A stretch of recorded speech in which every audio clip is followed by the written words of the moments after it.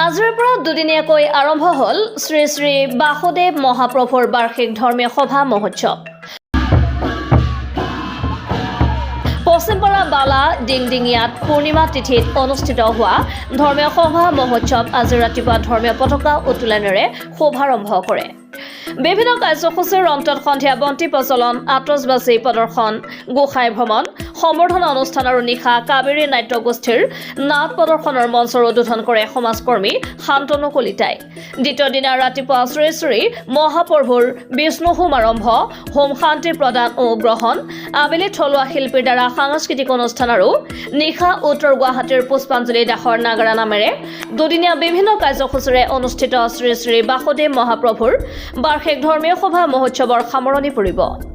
নলবাৰীৰ পৰা চম্পক বৈশ্যৰ ৰিপৰ্ট। পশ্চিম ডিংডিঙি বালাৰ যি বাৰ্ষিক শ্ৰী শ্ৰী বাসুদেৱ মহাপ্ৰভুৰ বাৰ্ষিক উৎসৱ, এই অনুষ্ঠানত আমি প্ৰতি বছৰে উপস্থিত হওঁ। এইবেলিও আমি উপস্থিত হৈছোঁ।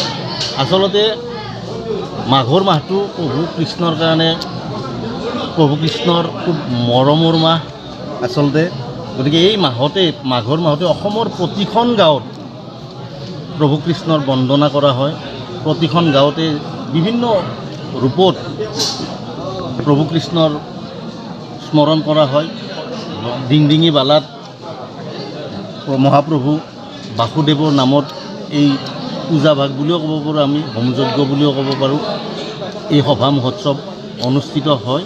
আৰু এনেকৈ গাঁওবাসীয়ে বছৰটোৰ কাৰণে এটা উৎসাহ পায়, প্ৰাণ পায় আৰু নিজৰ নিজৰ কৰ্মক্ষেত্ৰত আগুৱাই যোৱাত এটা মন ডাঠ কৰিবৰ সুযোগ পায়। গতিকে প্ৰতিখন অসমৰ প্ৰতিখন গাঁৱৰ দৰে ডিংডিঙি বালাতো এই অনুষ্ঠান উদযাপিত হৈ আছে। এটা কথা যে লাহে লাহে আমাৰ যি সনাতন সংস্কৃতি, এই সংস্কৃতি যি আমাৰ ধ্বংসৰ গৰাহত পৰিব বুলি ভবা হৈছিলে, লাহে লাহে উত্থানৰ ফালে গতি কৰিছে। আমি আমাৰ যি দ্বাপৰ যুগত মহাপ্ৰভু কৃষ্ণ আছিলে, সেই কৃষ্ণৰে এটা ৰূপ বাসুদেৱ।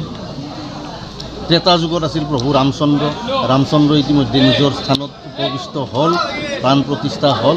সেইদৰে প্ৰভু কৃষ্ণয়ো নিজৰ মথুৰাত প্ৰাণ প্ৰতিষ্ঠা লাভ কৰিব পাৰিব বুলি আমি আশা কৰিছোঁ। আমাৰ যি সনাতন, আচলতে সনাতনৰ ধ্বংস নাই। পৃথিৱী যেনেকৈ চলি আছে সেইটোৱে সনাতন। সনাতন হ'ল চিৰসত্য, চিৰশাশ্বত। সনাতনৰ কোনো ধ্বংস নাই। গতিকে এই সনাতনী হিন্দু ধৰ্মীয় হিচাপে, ব্যক্তি হিচাপে আমিও এই আচাৰ ব্যৱহাৰখিনি মানি আহিছোঁ। গতিকে প্ৰভু কৃষ্ণই আজি আমাৰ এই যি সভা মহোৎসৱ, এই মহোৎসৱৰ জৰিয়তে আমাৰ নিজৰ লগতে সমগ্ৰ সমুদায় ৰাইজৰ যাতে মংগল কামনা কৰে, আজিৰ এই পূজাস্থলীত, সভাস্থলীত উপস্থিত হৈ প্ৰভু কৃষ্ণ, মহাপ্ৰভু বাসুদেৱৰ শ্ৰীচৰণত তাকেই কামনা কৰিছোঁ। মই ধৰ্মপ্ৰাণ ৰাইজক এটা কথা ক'ব খুজিছোঁ।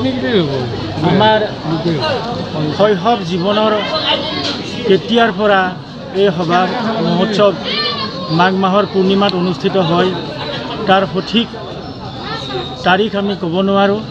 কিন্তু মাঘ মাহৰ পূৰ্ণিমাৰ আগদিনা আমাৰ ইয়াত সভাগন্ধত ভাগৱত ভ্ৰমণকে আদি কৰি বিভিন্ন কাৰ্যসূচী, সৰু ল'ৰা ছোৱালীৰ কাৰণে সংগীত প্ৰতিযোগিতা, লগতে আমাৰ ভাগৱত ভ্ৰমণ আদি বিভিন্ন কাৰ্যসূচী কৰা হয়। ইয়াতে এটা কথা ক'ব লাগিব, আচলতে এইখন অতীজত আলগা সত্ৰ নামে প্ৰতিষ্ঠিত, য'ত মহাপুৰুষ শংকৰদেৱ মাধৱদেৱৰ যিটো সত্ৰৰ আধাৰত পূজা হিচাপে এইটো কৰা হয়। তথাপি শংকৰদেৱ মাধৱদেৱৰ যিটো সত্ৰীয় সংস্কৃতিৰ ইয়াত সম্পূৰ্ণ প্ৰভাৱ আছে।